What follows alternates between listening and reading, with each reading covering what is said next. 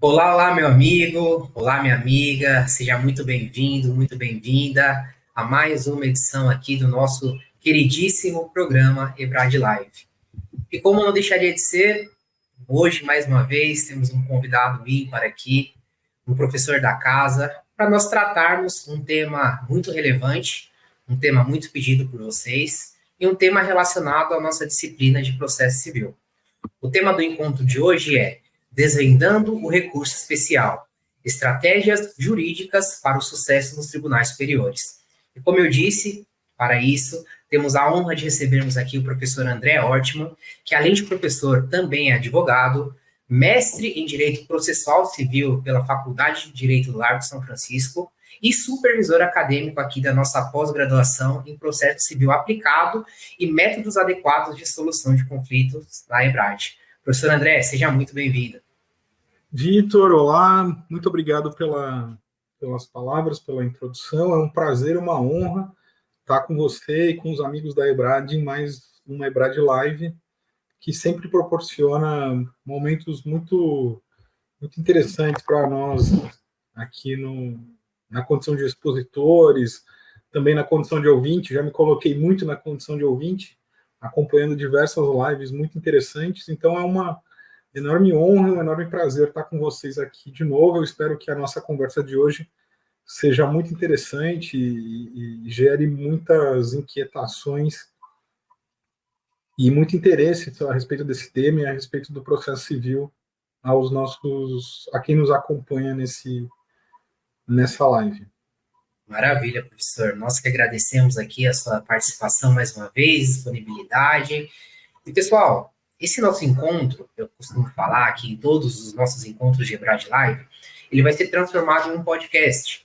Então, para você que gosta de praticar uma atividade física, limpar a casa, que seja ouvindo um tema bacana, um tema relevante, enriquecedor, tome nota das plataformas onde esse papo vai ficar disponível de forma gratuita. Spotify, Google Podcast, Apple Podcast, Breaker e Radio Public. Então, você que nos acompanha aqui, não deixe de enviar suas perguntas e com certeza eu vou fazer uma triagem aqui, as mais relevantes eu vou lançar aqui para o professor André. Então, perguntem, não deixem de perguntar, de participar aqui com a gente. Só repassando o tema, desvendando o recurso especial, estratégias jurídicas para o sucesso nos tribunais superiores. Eu já passo a bola aqui para o professor André, a gente vai tendo esse bate-papo durante esse encontro. Não deixem de participar. Professor André, é contigo e uma boa live para a gente. Obrigado, Vitor. Eu gostaria de reforçar a sua fala também para qualquer questionamento, dúvida que surja durante o nosso bate-papo, para que você fique à vontade, me interrompa, porque é muito produtivo, deixa a nossa dinâmica mais interessante, isso também gera novas reflexões. Vitor, quando nós conversamos sobre recursos, eu sempre gosto de começar, de introduzir o assunto com uma breve e singela reflexão a respeito desse tema mais amplo que são os recursos, né? Porque se você perguntar para qualquer pessoa que não é do direito, não trabalha na área, para qualquer cidadão, uma opinião a respeito do funcionamento do nosso sistema de justiça, muito provavelmente os recursos serão indicados como um grande vilão, como um grande responsável por problemas que a nossa justiça, que o nosso sistema de justiça enfrenta, porque a ele é imputada a responsabilidade por uma suposta demora excessiva nos processos, que impede o encerramento das demandas, que impede que as decisões judiciais sejam cumpridas, e outros adjetivos negativos que certamente podem se acrescentar e se somar a eles. E eu não nego que, em grande medida, essas críticas podem até ser válidas, né? O mau uso de um recurso, com certeza, pode atrasar a prestação da tutela jurisdicional e diminuir a eficácia dos processos como método de resolução dos conflitos. Isso, no entanto, não significa que a gente não possa ignorar a importância dos recursos para o funcionamento do nosso sistema de justiça. Afinal, é graças a eles que todos aqueles que figuram como parte em um processo têm a oportunidade de obter uma revisão da decisão que foi proferida. Porque uma decisão proferida pode conter inúmeros erros. Então, os recursos são parte fundamental da garantia do devido processo legal para que um julgamento possa ser objeto da sua devida revisão, da sua devida reanálise, né? Para que possa ser verificado se tanto a norma jurídica que foi aplicada num determinado litígio foi aplicada corretamente, foi aplicada de acordo com o que diz a jurisprudência, de acordo com o que diz, de acordo com os principais entendimentos doutrinários. É graças aos recursos que se pode, uma determinada prova pode ser novamente valorada e se pode constatar que foi atribuída a ela um significado, um peso que não deveria, ela foi valorada incorretamente.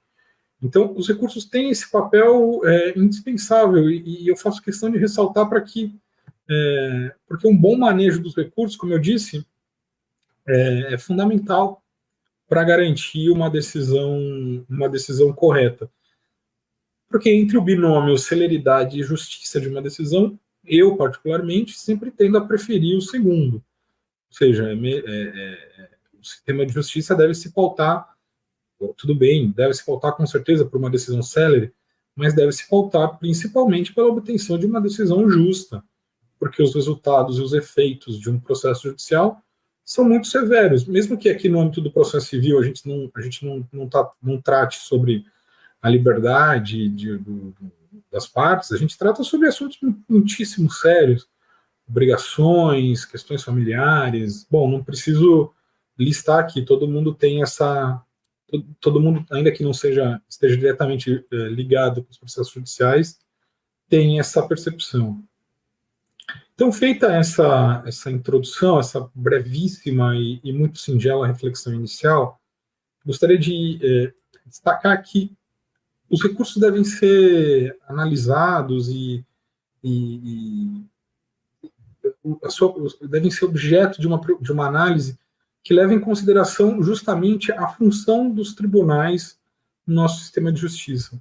Então, os tribunais de segunda instância têm a função principal de exercer esse juízo de revisão sobre as decisões proferidas em primeira instância, o que confere a eles poderes mais amplos de julgamento, tanto para revisar as questões de fato, tanto para determinar, por exemplo, a produção de provas. Os tribunais de segunda instância têm esse poder de determinar a produção de provas, quanto também para analisar os eventuais erros de julgamento ou de procedimento que tenham sido proferidos em primeira instância. Então, a gente pode falar que os tribunais de segunda instância têm uma função especial de proporcionar um novo julgamento no processo, o que é de primordial interesse, principalmente das partes ali envolvidas, o direito de ter uma nova revisão, o que muita gente fala, inclusive, que haveria o direito ao duplo grau de jurisdição, que isso seria um princípio do processo civil. Acho que essa discussão é um pouco desnecessária, não leva muito a conclusões muito mais relevantes, a não ser essa, a de que todos aqueles que figuram como parte de um processo têm direito a um novo julgamento, e para isso tem os recursos, apelação, agravo de instrumento, tem os recursos à disposição para obter essa nova decisão a partir do juízo de revisão feito pelos tribunais.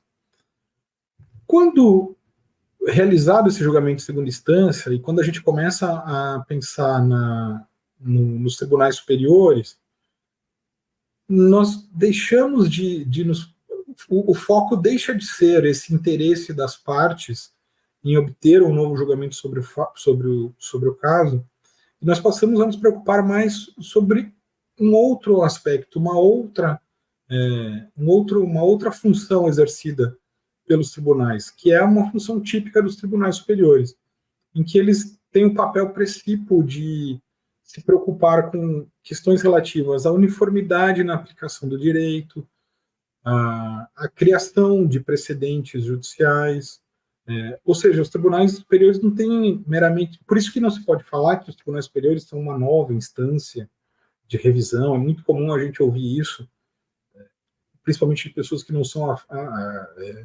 não atuam diretamente no direito, e é normal que se passe a ter essa visão de que os tribunais superiores seriam uma terceira instância.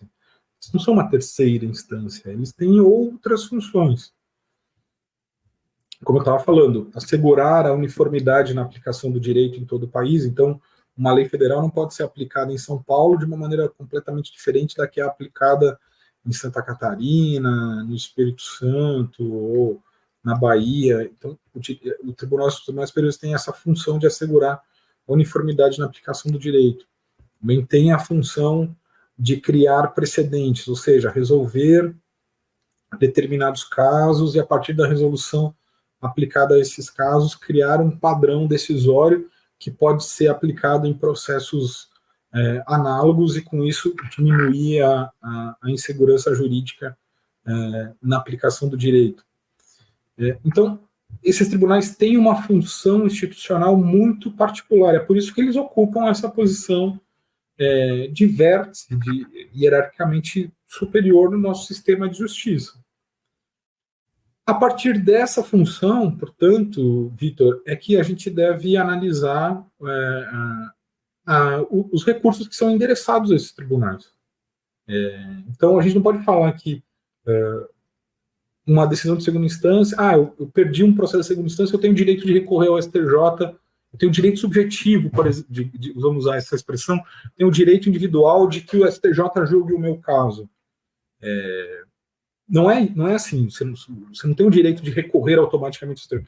Você precisa demonstrar que o seu processo, em particular, atende a um determinado interesse institucional, um determinado interesse maior, que faz com que se justifique que o Superior Tribunal de Justiça analise o seu caso. Então, a partir dessa... Queria deixar isso claro, porque eu acho que isso facilita e permite dar a função do STJ e permite dar ao recurso especial a sua devida compreensão,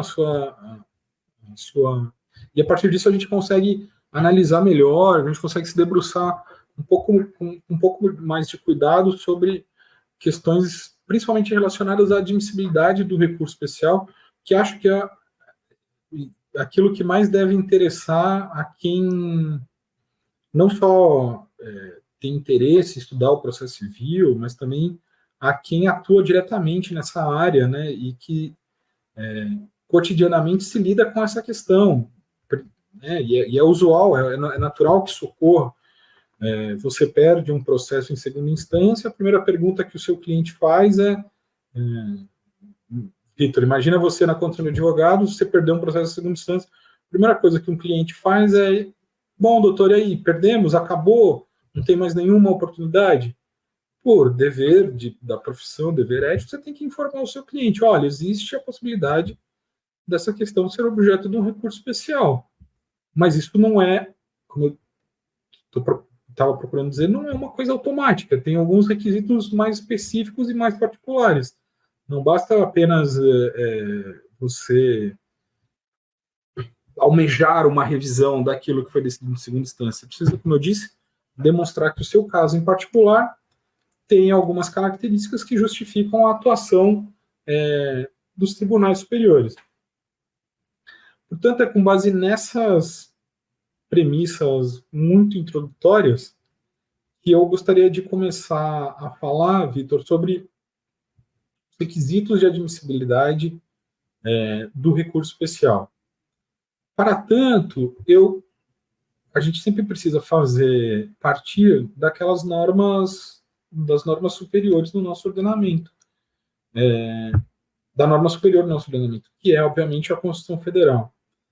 Portanto, vamos deixar registrado aqui, fazer referência para quem não está acompanhando agora, mas tem interesse em analisar depois, e eu recomendo que nessas nossas lives eu sempre faço questão de deixar isso registrado, porque, como você bem pontuou, Vitor, e eu sou um ouvinte também, às vezes você acompanha no formato podcast, fazendo 1001 atividades diárias, e aí você tem a oportunidade de, bom, deixa eu pausar aqui, deixa eu dar uma lida, deixa eu anotar.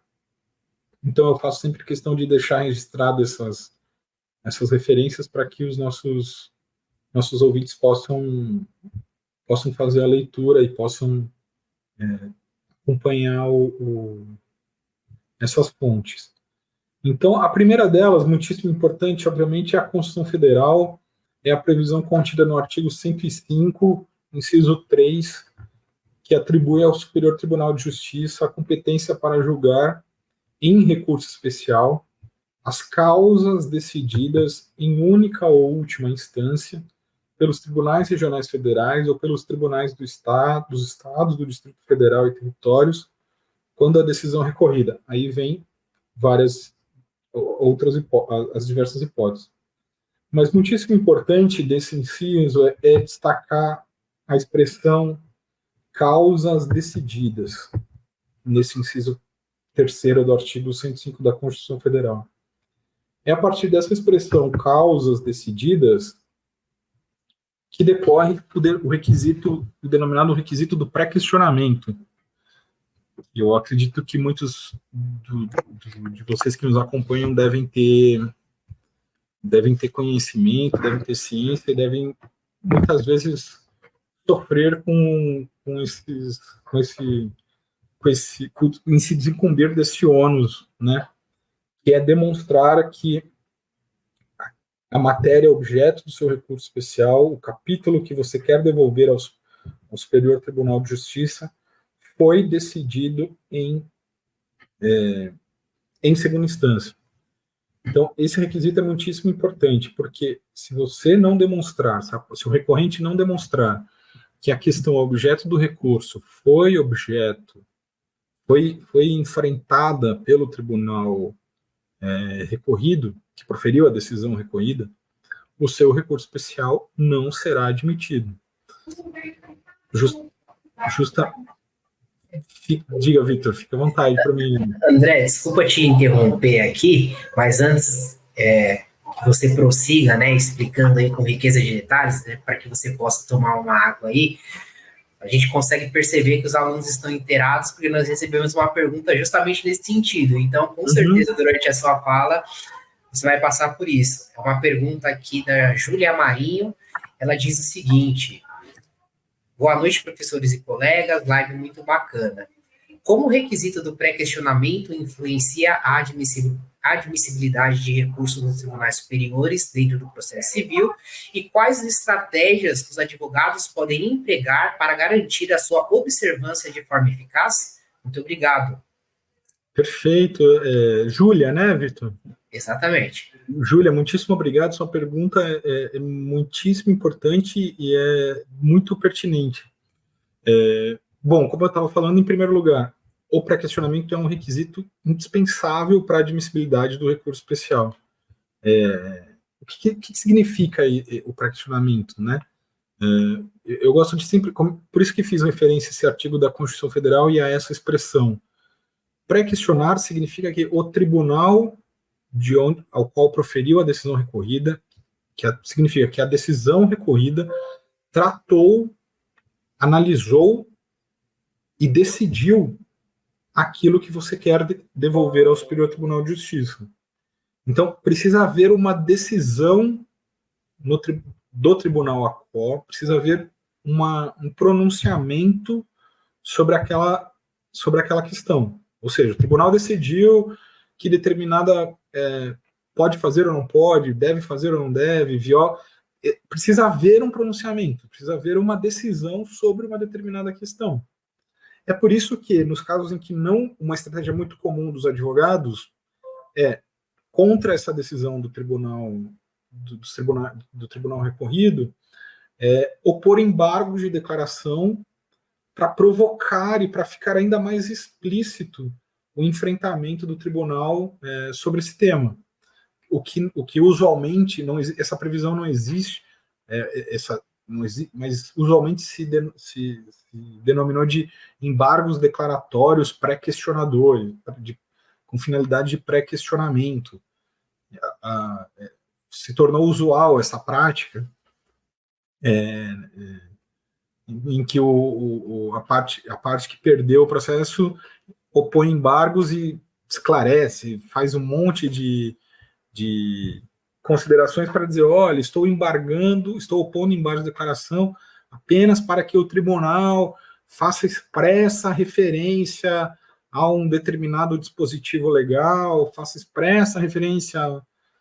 Esses embargos tanto se proliferaram que em muitos tribunais, por exemplo, ao proferir a primeira decisão, ao proferir o primeiro acórdão, os julgadores já colocavam no final dos votos assim, já colocavam manifestações no seguinte sentido: consideram-se, independente da oposição de embargo de declaração, consideram-se pré-questionados os artigos, numa tentativa de diminuir o número desses embargos, mas os advogados sempre acabam insistindo porque cumprem o seu dever, obviamente, e querem evitar essas decisões em que não se conhece, não se admite um determinado recurso, porque os tribunais acabam considerando essa questão não foi decidida, essa questão não foi analisada, e, portanto, o tribunal, o STJ, não pode se pronunciar a respeito dela.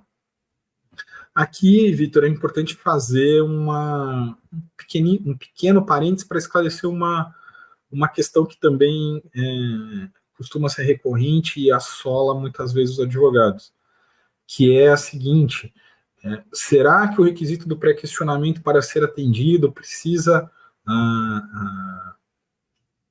haver expressa referência ao número, ao nome da lei que eu vou indicar como violado no meu recurso especial, que é o que se denominou muitas vezes de pré-questionamento explícito?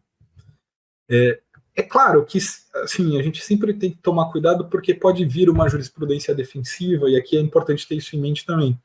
Quando a gente fala em recurso especial, a gente não pode menosprezar a possibilidade de determinados recursos não serem admitidos por vícios inexistentes ou meramente formais, ou que se denominam de jurisprudência defensiva. Essa tentativa a fim de diminuir o número de recursos, eu pesco, identifico qualquer viciozinho ali para dizer que o recurso não pode ser admitido. Então, sempre tem que ter esse cuidado. Mas a gente já pode afirmar que não é necessário, não é obrigatório que a decisão recorrida faça expressíssima referência ao artigo de lei ao artigo da lei federal que você vai indicar como violado no seu recurso especial. Mas é fundamental e indispensável que o acórdão recorrido faça referência à causa, à questão ali controvertida que você quer devolver ao STJ. Então, a gente pode figurar vários exemplos,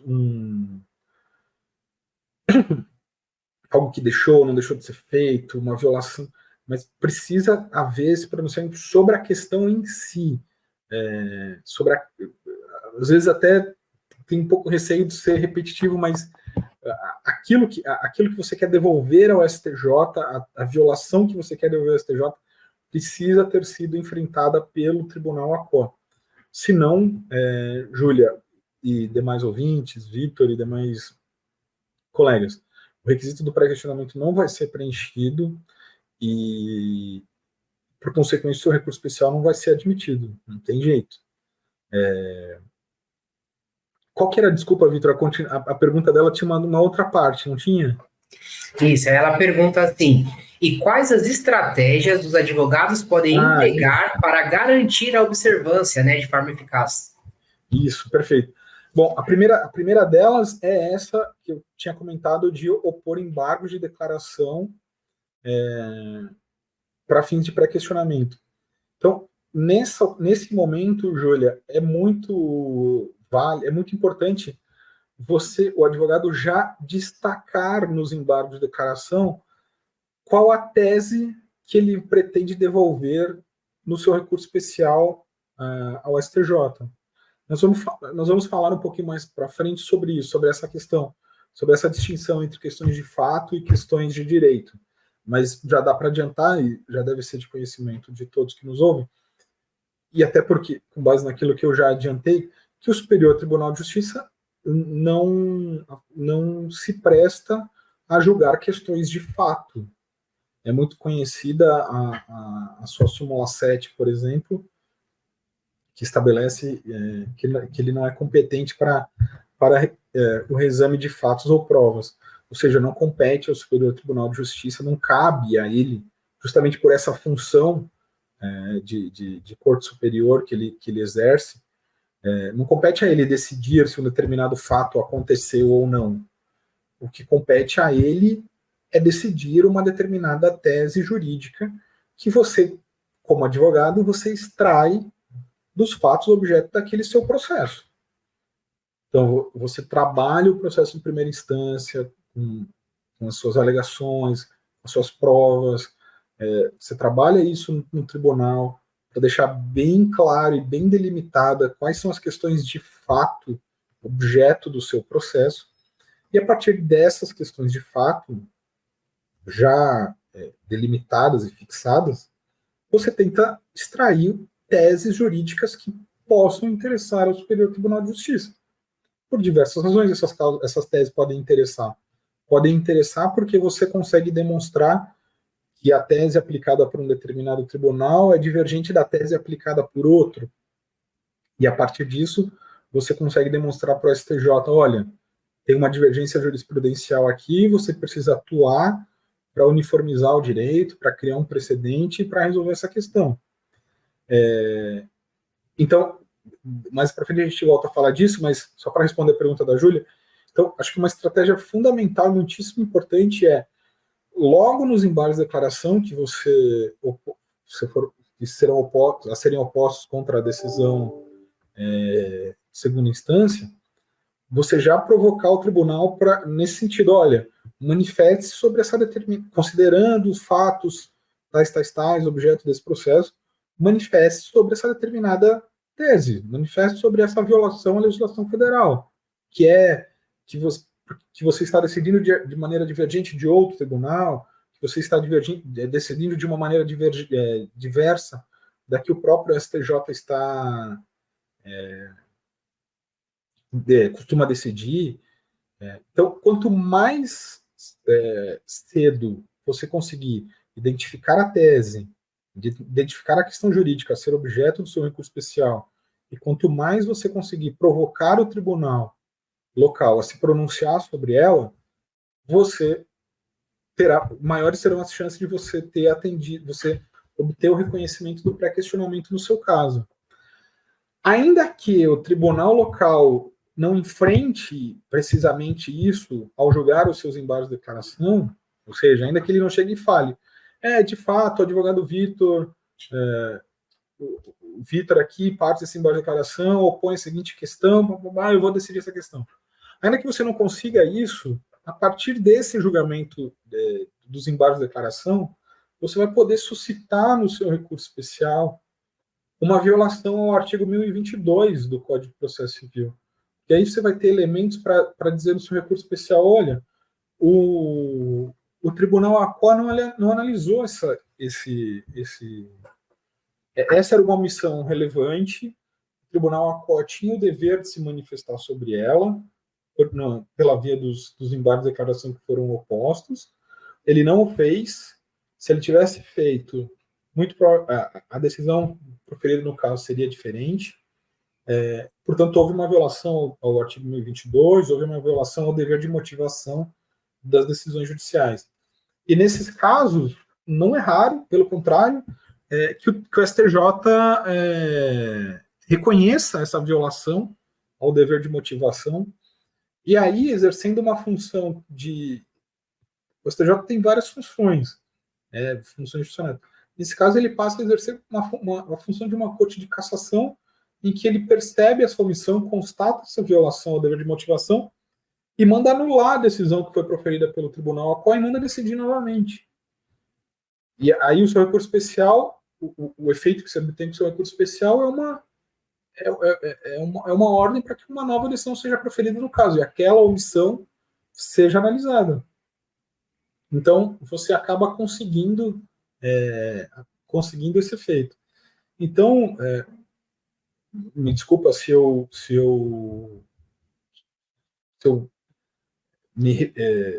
acabei repetindo algumas coisas, mas acho que essa questão do pré-questionamento é muitíssimo importante, porque é muito comum no nosso dia a dia a gente lidar com ela. E a pergunta da Júlia foi muito boa.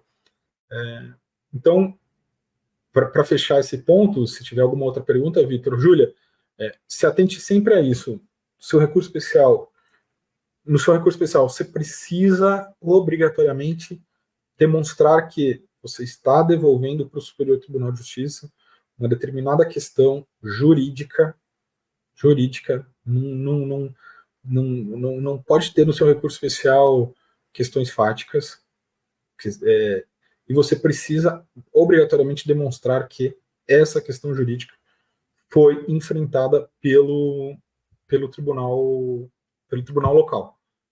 E professor André, você entende que desculpa te interromper, mas é interessante nós pensarmos o seguinte: você entende que realmente esse é o principal desafio dos advogados?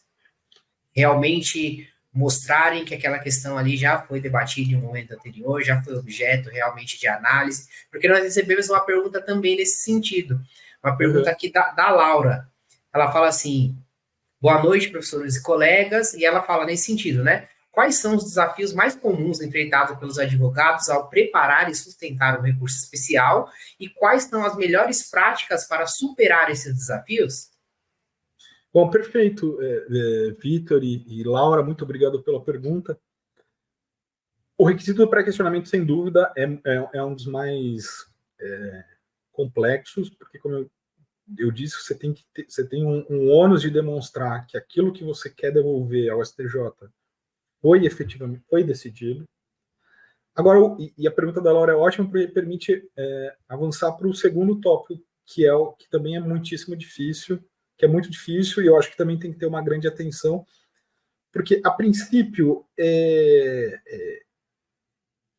não digo que é óbvio, mas é um pouco intuitivo a gente imaginar que existe uma distinção entre questões de fato e questões de direito.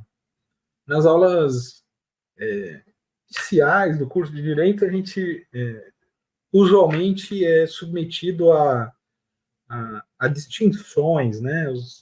Tenta-se ensinar as distinções entre fato e direito subjetivo e subjetivo. Então, parece que é muito simples distinguir uma questão de fato de uma questão de direito, mas são artifícios, né, muitas vezes utilizados, mas que na prática a prática mostra que isso é mais complexo. Então, Laura, eu acho que, assim, além do pré-questionamento, a segunda questão, e aí a gente pode continuar o nosso papo falando sobre isso, que é a limitação do recurso especial às questões exclusivamente jurídicas, né? Já tinha mencionado. Você não pode, por essa função do Superior Tribunal de Justiça, você não pode exigir dele não se pode exigir dele que ele reexamine fatos e provas. Não cabe a ele decidir se um determinado fato aconteceu ou não aconteceu. Ele não vai decidir, ele não vai analisar: nossa, será que o Vitor pagou o que devia ao André? Nossa, será que o André causou um determinado dano ao Vitor? Não cabe ao STJ esse tipo de análise. Também não cabe a ele interpretar cláusula contratual, por exemplo. Disso se extraem duas súmulas muito importantes para quem atua no dia a dia, na função de advogado, são as súmulas 5 e 7, que respectivamente estabelecem que ao Superior Tribunal de Justiça não cabe interpretar cláusulas contratuais e nem reexaminar fatos e provas, né, como eu havia mencionado. Então é preciso ter muito cuidado nisso, assim, nesse exercício de demonstrar no seu recurso especial que você está devolvendo ao tribunal uma questão jurídica, uma determinada tese. Então é usual, por exemplo, em embargos de declaração, você já colocar, olha, o que estou, e no seu recurso especial, principalmente, olha, estou devolvendo ao Superior Tribunal de Justiça a seguinte tese jurídica, considerando os fatos XPTO, tal, é correto afirmar que a aplicação da lei federal exige a determinada solução. Porque o que diferencia uma questão de fato de uma questão de direito? A questão de fato, o professor Tarufo sempre destacava que basicamente, você estabelecer a partir de provas se determinado fato ocorreu ou não. Já questões jurídicas, é uma atividade hermenêutica interpretativa a partir de determinados fatos para você avaliar as consequências da aplicação da norma ao caso concreto. Então, no recurso especial, você precisa centrar nessa segunda parte, você precisa demonstrar que você está tratando apenas do direito, das teses, da interpretação das normas naquele caso concreto. Então, um desafio muito grande é você, na elaboração do recurso especial, é você demonstrar para o STJ que ele não precisa julgar qualquer fato, ele não precisa dizer se um determinado fato ocorreu ou não, porque isso já foi feito no acórdão recorrido. Então, aí vai uma outra estratégia muito comum entre os advogados, que é, em sede de embargos de declaração, você, principalmente, mas também no seu recurso especial, você destacar, os fatos que foram discutidos aqui já foram decididos. O tribunal local já estabeleceu o que aconteceu, o que não aconteceu. E está aqui no acórdão recorrido. Então, STJ, você não precisa se preocupar. Você não precisa fazer qualquer tipo de reanálise. Você precisa partir dessas premissas que estão aqui no acórdão recorrido. E aí há, inclusive, diversos julgados do STJ que afastam a aplicação da súmula 7, justamente nesses termos. Olha, nos casos em que as questões fáticas estão fixadas, estão delimitadas no acórdão recorrido, ou seja, eu não preciso rejulgar o que aconteceu ou não, eu simplesmente posso me valer daquilo que foi decidido. Então, a partir desses fatos que estão no acórdão recorrido, eu vou avaliar a questão jurídica, eu vou avaliar a tese que foi fixada. Então, uma estratégia, Laura, muito comum é essa, é você destacar no seu recurso que as questões fáticas, que você não está discutindo qualquer questão de fato, qualquer questão de prova, que tudo isso já foi decidido e já está estabelecido, já está fixado. O que você quer discutir no seu recurso são apenas as questões jurídicas, as teses decorrentes daqueles fatos. Tudo bem? Acho que isso é um exercício muito importante, porque muitas vezes, na hora de fazer, principalmente alguns casos, você acaba querendo no seu recurso especial e a gente vê muito isso, assim, síntese do caso, o que aconteceu, aí faz um recurso especial com uma narrativa fática gigantesca, olha, né, o que acaba dando a impressão que você espera que o STJ julgue isso de novo. Assim, do ponto de vista de estratégia, né, assim, se me perguntam, e é a orientação que eu dou principalmente para os estagiários e para os advogados mais jovens aqui do escritório, você não precisa, não cabe mais isso. Uma vez julgada a apelação, uma vez o tribunal estabelecido aqui, esquece, você não precisa fazer. É muito comum, né? Assim, principalmente alguns cursos ensinam assim, síntese dos fatos, aí começa a contar. Não, assim, esquece, você precisa fazer um recorte, você precisa dizer no recurso especial o seguinte: o Tribunal de Justiça decidiu isso, estabeleceu essas premissas fáticas e decidiu isso. STJ, a partir dessa premissa e dessa decisão, ocorreu uma violação à legislação federal, ocorreu uma tese jurídica aplicada incorretamente, você precisa analisar essa tese jurídica. Esqueçam fatos, esqueçam qualquer questão de fatos, de provas em recurso especial. Então, e aí, respondendo também a sua pergunta, Vitor, do desafio, eu acho que o segundo maior desafio é esse. O primeiro aí não em grau de importância, porque aí vai a depender do caso, um pode ser mais difícil que o outro, mas demonstrar o requisito do pré-questionamento, que foi atendido em primeira instância, e demonstrar que você está devolvendo ao STJ apenas questões jurídicas, teses jurídicas, e não está, e que para o julgamento dessa tese, muito importante, que para o julgamento dessa tese, porque muitas vezes o STJ fala assim, mas para julgar essa tese eu preciso reexaminar fatos, né? Então, o segundo maior desafio é esse, é demonstrar para o STJ que, olha, para julgar a violação da legislação federal, para julgar a divergência jurisprudencial, você não precisa reexaminar fatos, não precisa dizer se algo aconteceu ou não. O que o acordo recorrido estabeleceu já é suficiente. Então, eu só quero que você faça aqui, STJ, uma atividade de interpretação sobre a aplicação das normas nesse caso concreto. Eu não quero que você analise nada em termos de fato, em termos do que aconteceu ou não aconteceu. Por isso, a estratégia mais importante é essa, é provocar e tentar demonstrar ao máximo que todas as premissas fáticas para o julgamento foram estabelecidas pelo tribunal recorrido e que nada disso precisa ser reexaminado pelo STJ, porque se for reexaminado, não tem jeito, esquece, o STJ não vai conhecer do seu recurso especial, porque ele vai literalmente proferir, como ele profere diversas vezes, decisões no sentido de que, para o reexame, não conheço, daria até para colocar entre aspas, para o julgamento da questão é preciso reexaminar fatos, por isso não conheço do recurso especial.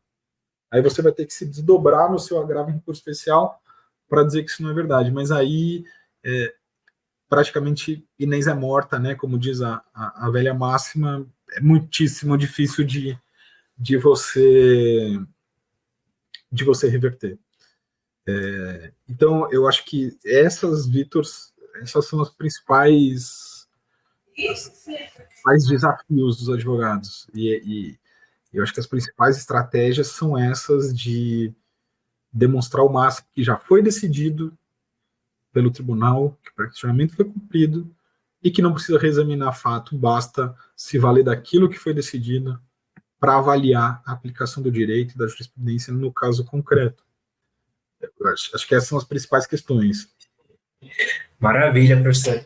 E eu estou percebendo aqui nesse encontro de hoje que as perguntas elas estão indo muito no sentido das suas falas, né? Muitas vezes é sempre aquilo que o professor vai falar, logo em seguida a gente recebe uma pergunta para comentar o debate aqui. Embora o professor já tenha dito a respeito ali dos pontos mais críticos ou pontos de atenção ali, os principais desafios, nós recebemos uma pergunta aqui que é muito relevante, principalmente para quem está no início da advocacia. É uma pergunta do Matheus Santos. Ele fala: professor André, estou em começo de carreira na advocacia e nunca elaborei um RE. Em que medida a fundamentação adequada e a técnica jurídica refinada são essenciais para aumentar as chances de sucesso ao apresentar um recurso especial, e como os advogados iniciantes podem aprimorar essas habilidades em suas práticas profissionais? Muito obrigado pela pergunta, Matheus. Que bacana, Matheus. Olha, desejo muito boa sorte e desejo que você desfrute desse momento. Eu até lembrei aqui, foi um pouco emotivo aqui. Lembrei dos meus primeiros recursos. Eu lembro que no meu primeiro recurso especial eu tinha eu tive essa do tipo, caramba, estou fazendo um recurso para Brasília, né? Porque o advogado, o jovem advogado acaba sentindo nesse momento o peso, né, e a responsabilidade da profissão. É muito bacana. Eu lembro muito também das primeiras decisões, assim, admitindo o recurso especial, e aí você acompanha aquela sensação, caramba, meu recurso vai ser julgado no STJ. Meu recurso não, né? Porque o recurso não é de advogado, mas caramba, o recurso que eu preparei vai ser julgado no STJ, né? É muito legal, Matheus. Olha, muito obrigado pela pergunta. Parabéns mais uma vez e muito boa sorte.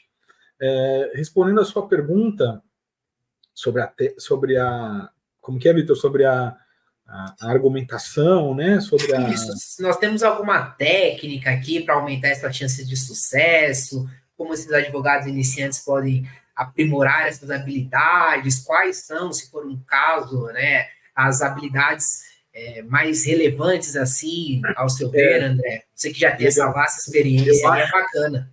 Eu acho, Vitor, e aí isso me permite dar até um passo além na sequência da nossa conversa, que foi para questionamento, questões jurídicas versus questões de fato.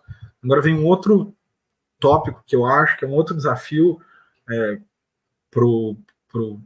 nesse exercício, né, de interposição de recurso especial, que é e que tem a ver com aquilo que a gente falou no início, que a gente estava conversando no início sobre as funções do STJ, que sempre deve ser levado em consideração, que é de ter em mente que é um tribunal que tem o papel também de corte, de desempenhar um papel de corte de precedentes. Acho que a gente até já fez uma live para falar sobre precedentes, sobre essa função que as decisões dos tribunais superiores acabam projetando para outros casos, porque a partir delas podem ser resolvidos outros casos análogos. Mas essa é uma preocupação que o STJ tem no julgamento isso tende a só aumentar ainda mais, que é avaliar que aquele caso em concreto tem relevância para outros casos. Quer seja porque as consequências daquela decisão podem atingir outros casos, quer seja porque a decisão a ser proferida pode ser um precedente, um paradigma para julgar outros casos. Então, Matheus, é muito uma belíssima estratégia, muitíssimo refinada, é você demonstrar no seu recurso especial que, ao julgar aquela violação à legislação federal que você está suscitando, que o STJ, ao julgar aquela divergência que você está apontando, porque o seu recurso especial está fundado numa divergência jurisprudencial, que é outra das hipóteses de admissibilidade do recurso, o STJ não está julgando só aquele caso. Figurativamente é mais ou menos isso, assim, o esforço que se faz na hora de elaborar um recurso especial. STJ, é esse caso que você está decidindo, que eu estou procurando devolver o seu julgamento, não interessa só a mim, também interessa ao Vitor, porque o Vitor pode usar esse caso para resolver o caso dele, que está começando lá no juizado, na primeira instância. Então, STJ, se você fixar essa tese, o meu caso tem uma relevância maior. Então, essa é uma estratégia muito, muito importante. E tanto que me permita de novo fazer referência à Constituição, uma reforma constitucional recente incluiu no artigo 105 da Constituição o parágrafo 2º para estabelecer o seguinte: no recurso especial, o recorrente deverá demonstrar, veja só, a relevância das questões de direito federal infraconstitucional discutidas no caso, nos termos da lei, a fim de que a admissão do recurso seja examinada pelo tribunal, o qual somente pode dele não conhecer com base nesse motivo pela manifestação de 2/3 do órgão competente. Aí o parágrafo 3º estabelece alguns casos em que já se presume a relevância. Mas veja, é preciso que no recurso especial você demonstre já isso. Você demonstre que o que você está discutindo ali ultrapassa os deveres, ultrapassa os interesses de quem é parte. Pode ser um processo do André contra o Vitor. mas eu vou precisar demonstrar no recurso especial que aquela questão, que aquela tese que está sendo resolvida vai interessar o processo do Matheus, vai interessar a ação da Júlia ou da Laura, né? Então, eu acho que, de novo, esse é um outro requisito muitíssimo importante, que cada vez mais vai ter um peso maior na admissibilidade dos recursos, e que, para fins de. Aí respondeu o Matheus, para fins de provimento, de acolhimento do seu recurso especial, vai ter cada vez um peso maior.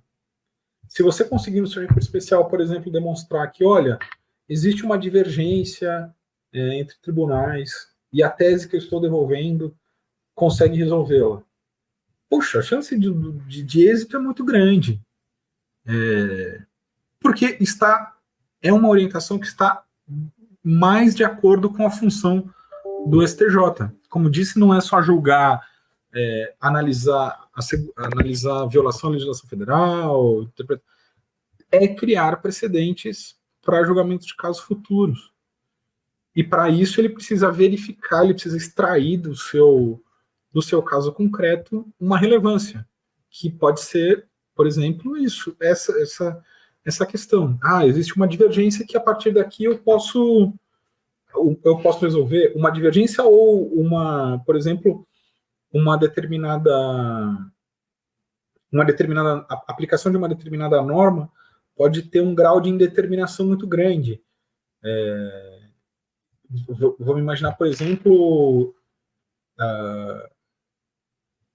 o STJ pode, por exemplo, fixar um padrão para determinado dano moral que ainda não foi fixado. Imagina, Vitor, vê se você concorda comigo. Tem lá uma discussão que duas partes estão num processo individual litigando, uma pleiteando um determinado dano moral por um determinado ilícito que ainda não foi analisado, mas que pode repetir porque, sei lá, tem origem na internet, alguma coisa assim. O STJ olha para aquele caso e fala, puxa, se eu analisar e julgar esse caso, eu posso estabelecer um parâmetro, posso estabelecer que a indenização para esse tipo de ilícito pode ser de tanto a tanto, e a partir disso, todos os milhares de casos que eventualmente surgirem a partir disso vão orientar, vão se pautar por esse parâmetro. Então tem aí uma relevância jurídica, ainda que ainda não exista uma divergência, mas já se pode antever uma consequência que pode surgir desse julgamento e, portanto, justifica a atuação do STJ. Então, eu acho que, para responder o Matheus, que está aí fazendo o seu primeiro recurso, Matheus, se atente a esses requisitos formais, se atente ao pré-questionamento, se atente a demonstrar que o que você está devolvendo ao STJ é uma questão jurídica, é uma tese em abstrato, que você não quer que o STJ reexamine fatos,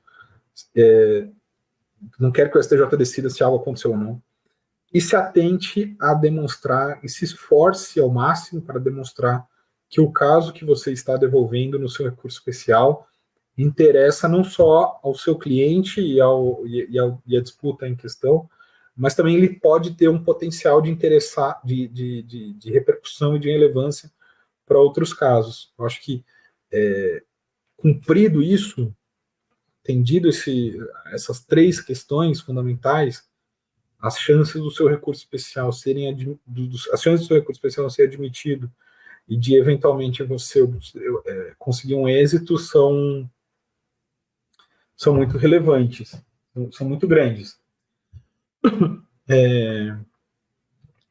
A pergunta do Matheus, Vitor, também me faz lembrar de uma outra questão que a gente não pode ignorar, que são questões formais, até muito mais simples do que essas que a gente comentou, mas que quando se trata de recurso especial a gente precisa ter muito cuidado. Por exemplo, a comprovação do requisito da tempestividade em recurso especial é muito, eu considero bastante sensível, porque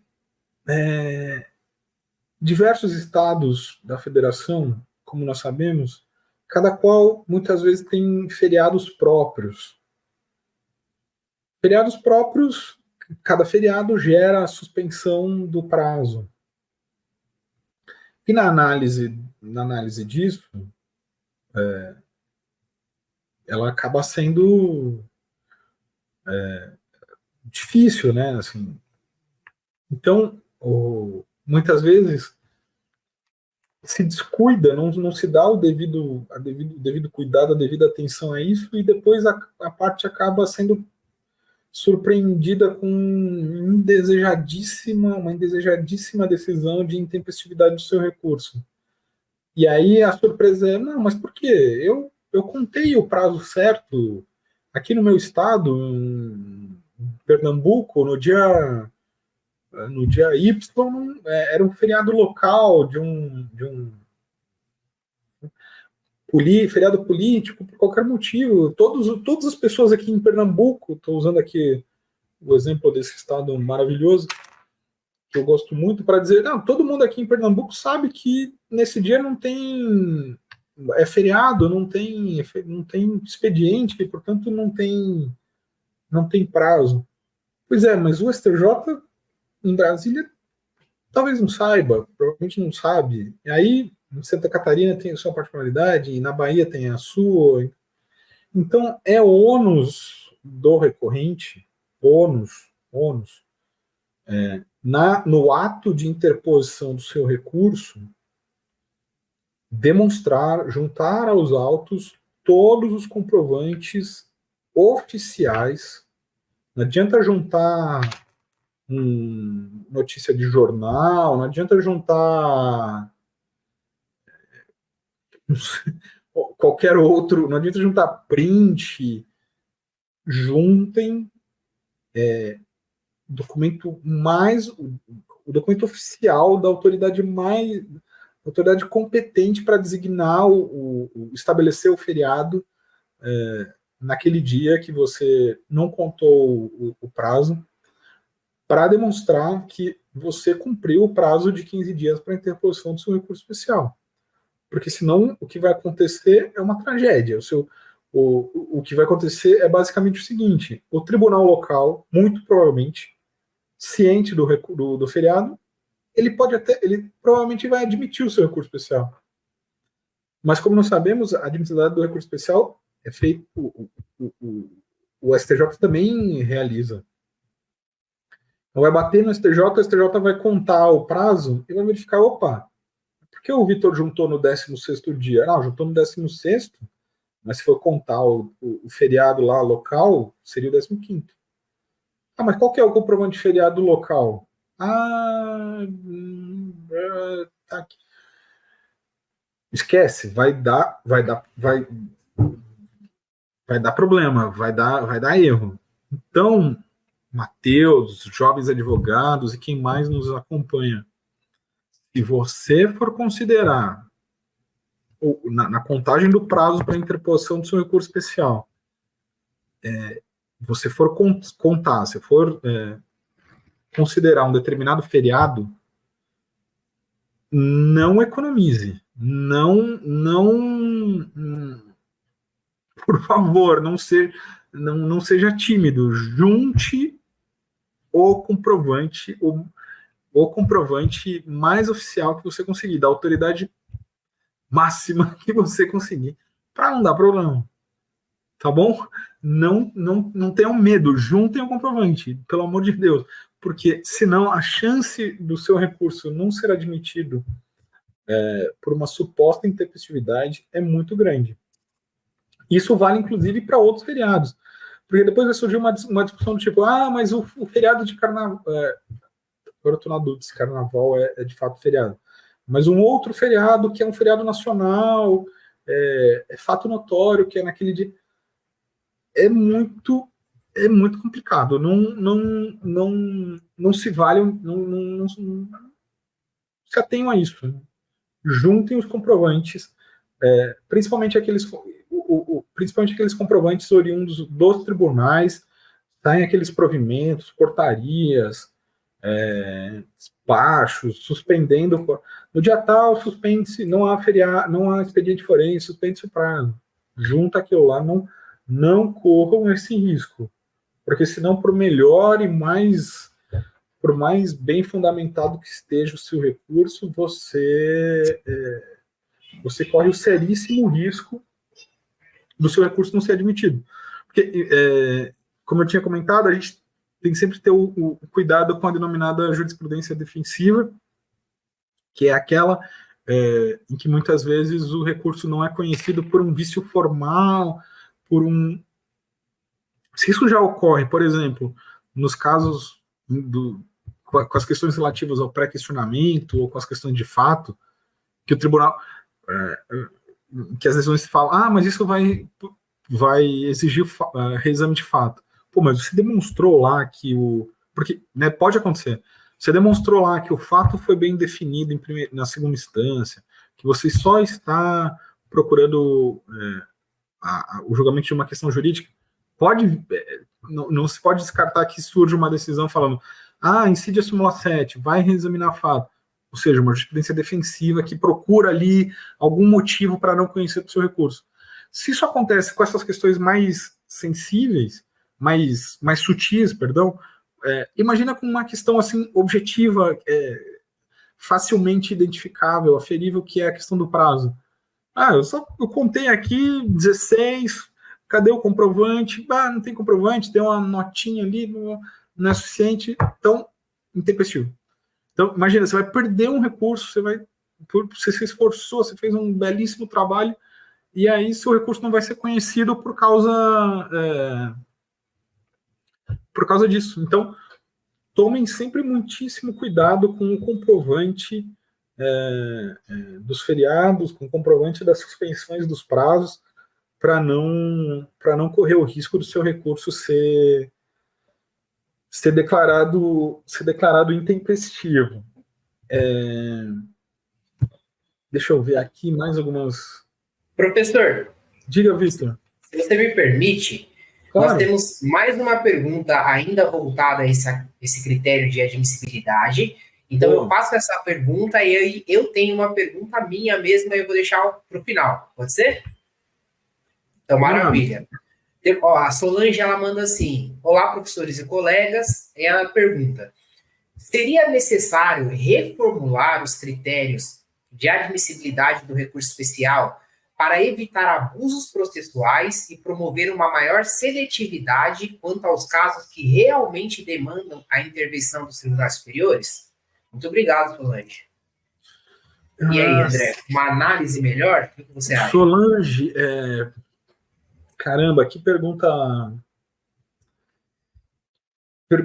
interessante. Seria preciso reformular os requisitos para diminuir os abusos.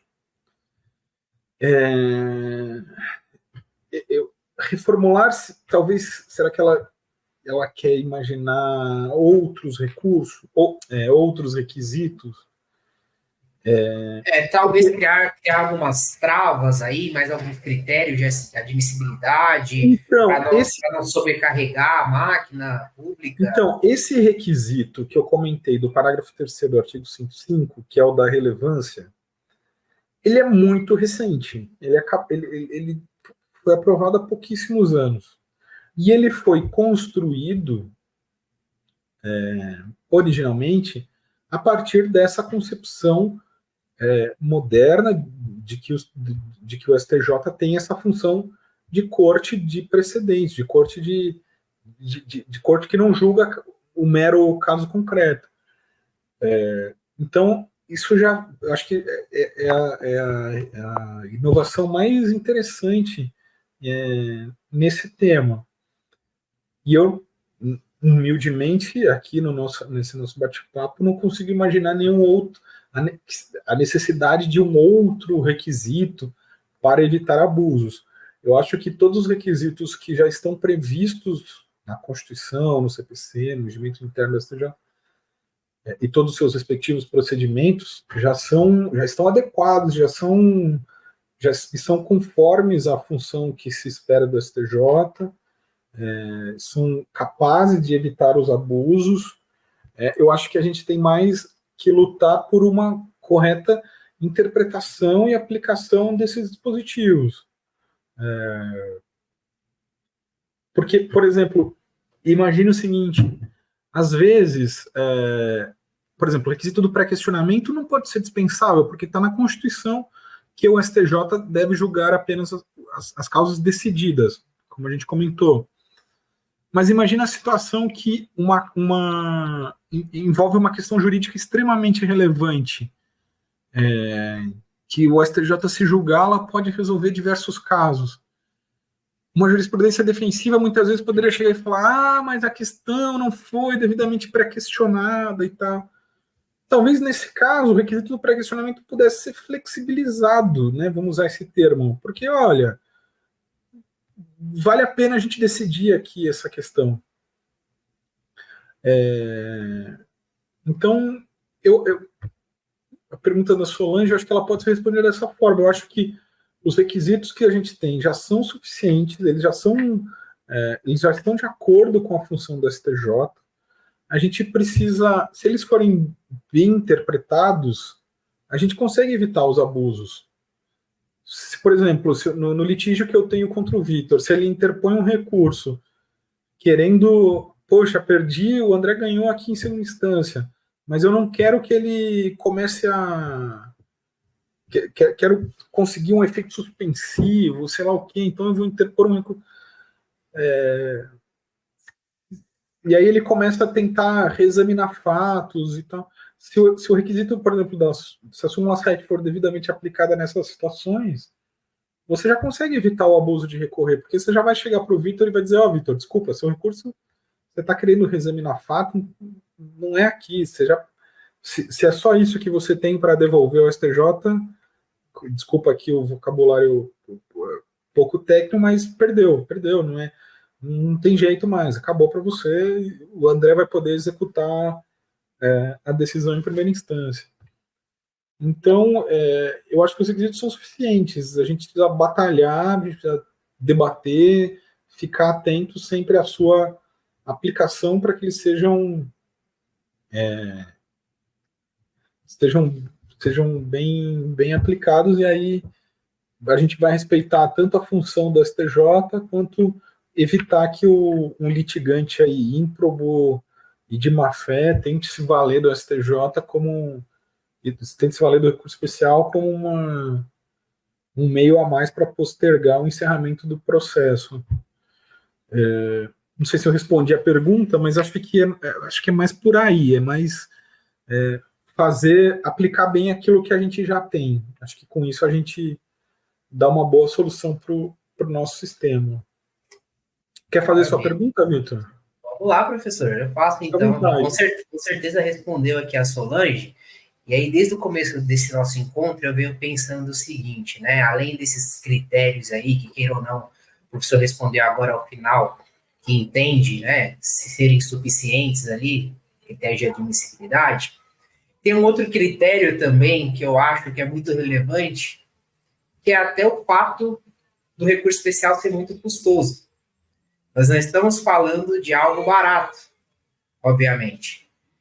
E aí eu abro um parênteses aqui, eu também nunca elaborei, nunca chegou até mim essa possibilidade de interpor recurso especial, professor. Quem sabe daqui a um tempo, principalmente depois dessa live, onde eu estou aprendendo bastante também, mas nós sabemos que é muito custoso. E ao mesmo tempo, né, temos esse critério, digamos assim, né, não é todo mundo que tem esse acesso. Em contrapartida, me surge esse ponto de interrogação na cabeça a respeito da opinião do professor, né, quanto a esse acesso desigual das partes aos tribunais superiores através do recurso especial, né? Você entende, professor, que isso pode trazer disparidades aí no acesso à justiça de forma geral? Temos alguma solução para isso, se é que existe? Você que já atua há muito tempo na área, qual que é a sua opinião sobre isso, professor? Vamos lá.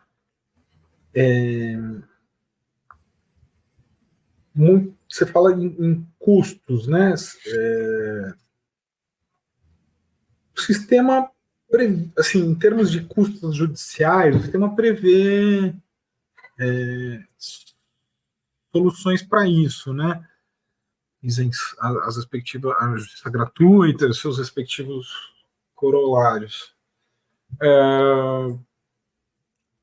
A mera interposição do recurso, eu acho que não é um obstáculo, mas com certeza a tramitação do recurso nos tribunais superiores, ela é mais difícil, né? Assim, porque é mais difícil você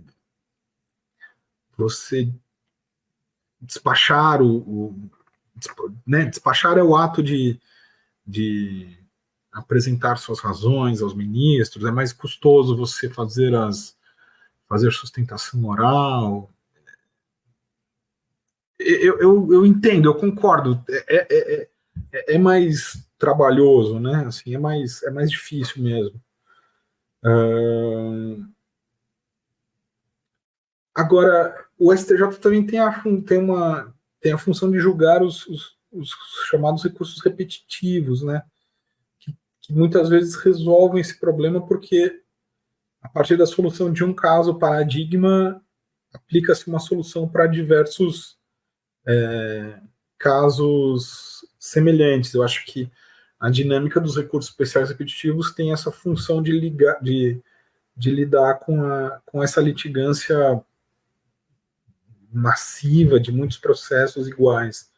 E aí, obviamente, acaba facilitando o acesso à justiça e diminuindo os custos disso, porque um processo, por exemplo, pode estar em primeira instância e aí vem um recurso afetado no STJ, que vai estabelecer uma tese a partir desse julgamento, que vai resolver o problema lá do processo em primeira instância, ou seja, já cortou ali um caminho, já cortou tempo, já cortou custos.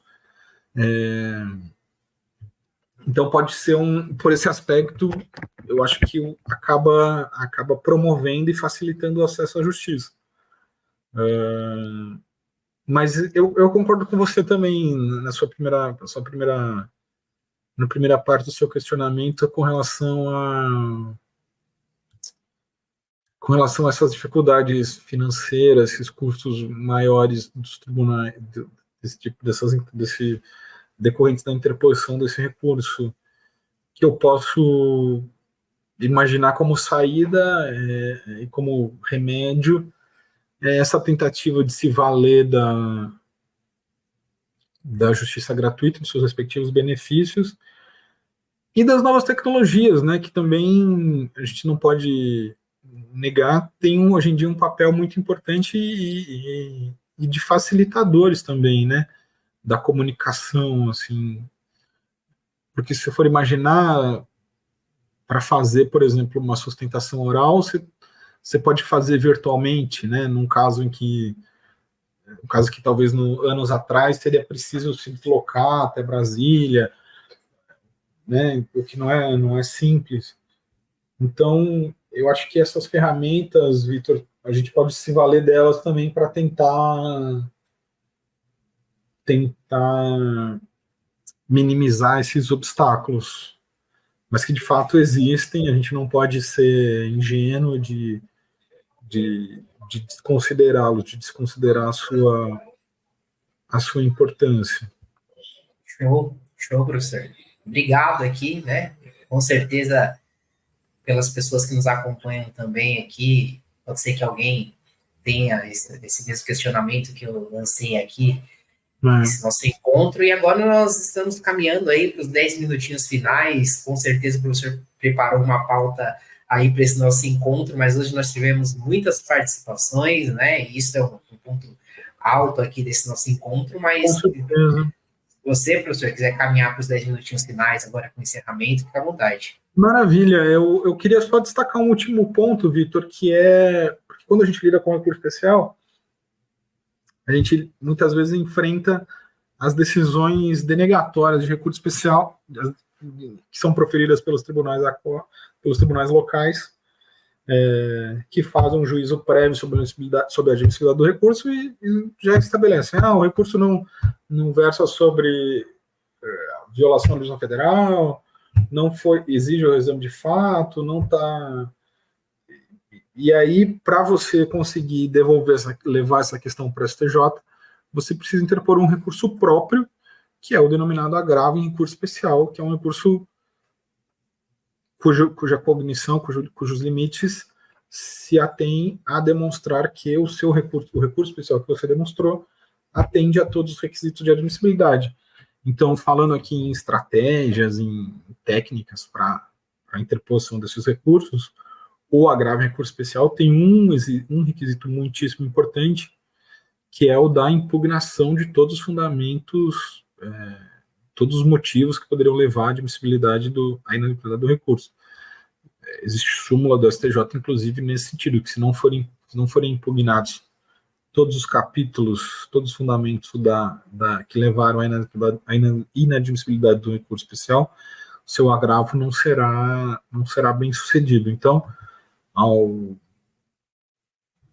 tomem muito cuidado quando forem interpor agravos em recurso especial, não deixem de impugnar nenhum capítulo, porque se isso acontecer, o seu recurso será fadado a um insucesso, infelizmente. Eu acho, Vitor, que com isso nós traçamos um panorama, fizemos um voo sobre os principais aspectos ligados à admissibilidade do recurso especial, a como levar o Superior Tribunal de Justiça as questões que você debateu nas instâncias ordinárias e que você espera que sejam resolvidas pelo tribunal. As perguntas que foram formuladas aqui foram todas excelentes e deram bem a dinâmica, a relevância desse tema, desse recurso que é muito, muito significativo para o nosso sistema, pois, como a gente começou esse bate-papo, esse recurso ele não diz apenas a respeito do interesse das partes, né? Claro que o sucesso de um recurso especial vai acabar interferindo na vitória ou não num determinado caso concreto, mas ele também vai provocar, e é isso que me sensibiliza muito nesse tema, é um recurso que ele tem uma função política, uma função política no sentido no sentido, né, macro aqui do funcionamento do Poder Judiciário. Então é um recurso que tem uma função institucional muito nobre, muito importante. Por isso a pergunta aí do Matheus foi muito bacana e me sensibilizou. Eu acho que se a gente sair dessa live com essa percepção a respeito da importância desse recurso, a gente vai ter, e da sua complexidade, né? Que não basta que você, como ocorre, por exemplo, com recurso de apelação, em que você basicamente você reclama por um novo julgamento, tipo, foi decidido em primeira instância tudo errado, julgue de novo. Aqui não, aqui você tem que demonstrar a importância do seu caso, tem que demonstrar a significância dele, as relevâncias que dele surgem. Então, é um recurso muito, muito complexo. Se dedicar à sua elaboração é uma atividade muito desafiadora. Eu espero que a gente possa ter contribuído aí com ter esclarecido algumas dúvidas, ter provocado, aberto novos horizontes aí para quem vai se deparar com esse recurso, seja nas suas funções, nos seus estudos, nas suas atividades acadêmicas, mas também para quem vai amanhã, no dia seguinte, ter de aí elaborar o seu recurso especial e vai ter que lidar com esse exercício muito bacana que é demonstrar e apresentar desenvolver o seu raciocínio para demonstrar que o Superior Tribunal de Justiça deve julgar o seu caso. Então, eu queria, se você me permite, Vitor, mais uma vez agradecer aí a sua hospitalidade, a sua generosidade na condução dos trabalhos, mais uma vez. É sempre muito bacana conversar com você nesses encontros, como a gente falou no início, são sempre muito instigantes e são muito leves, né? Porque a gente fala de assuntos complicados e difíceis, mas de uma maneira bem tranquila, de uma conversa casual. Então queria agradecer, dizer que foi mais um prazer, uma honra. O tempo passou voando, foi muito gostoso. Quero agradecer a todos aos colegas da equipe técnica da EBRAD, que sempre são fantásticos no trabalho e na orientação aqui das atividades. E quero agradecer a quem nos deu o privilégio e a honra de nos ouvir durante todo esse período. Quero me colocar à disposição, caso tenha alguma dúvida, questionamento, por favor, entre em contato com a EBRAD, que eles transmitem aqui as dúvidas e a gente estabelece um canal de comunicação. E, por fim, mas não menos importante, quero convidar a todos que ainda não conhecem o nosso curso, que o façam, porque, modéstia à parte, né, Vitor? É um curso excelente, assim, o professor Lucon é o patrono e organizou o curso muito cuidadosamente, selecionando os professores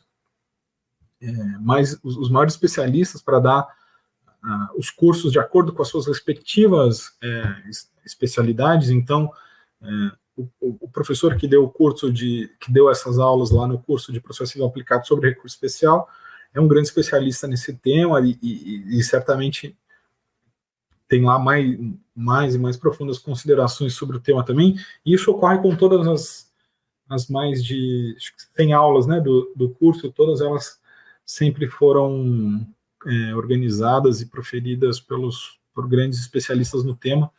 Quem se interessou pelo tema, quem quer aprofundar seus estudos e aprimorar a sua prática, o seu dia a dia forense, com certeza vai encontrar lá vai encontrar lá tudo que precisa para o desempenho das suas atividades. Tenho certeza que vocês vão gostar. Aproveitem, então, e espero que gostem bastante. Com certeza, porque foi feito com muito cuidado, muito carinho, muita atenção. Vitor, eu acho que é isso. Mais uma vez, muito obrigado, meu caro. Qualquer coisa, estou sempre às ordens aqui. Eu que agradeço, mais uma vez, em nome da EBRAD, pela sua disponibilidade. Mais um encontro sensacional, participações aqui, perguntas instigantes. O professor já fez o convite aqui para a nossa pós em processo civil. Ninguém melhor que o nosso supervisor acadêmico para fazer esse convite. Nós entendemos também que nem todos aqui estão na fase ali de recurso especial, então para você que nem chegou ainda nessa fase realmente ali da sua advocacia, se quiser pensar um pouco antes ali, quais são os métodos alternativos para a solução das controvérsias, para que a gente não precise chegar até esse ponto, né, de um recurso especial, professor. Então, só lembrando aqui, também temos o curso aqui na EBRAD de métodos alternativos de solução de conflitos, também capitaneado aí pelo professor André e pelo professor Lucon. Pessoal, muito obrigado pela participação de todos, pessoal da técnica aqui também, na pessoa do Daniel, meu muito obrigado. Professor, até um próximo encontro e deixo um abraço para todos. Até mais. Até, obrigado.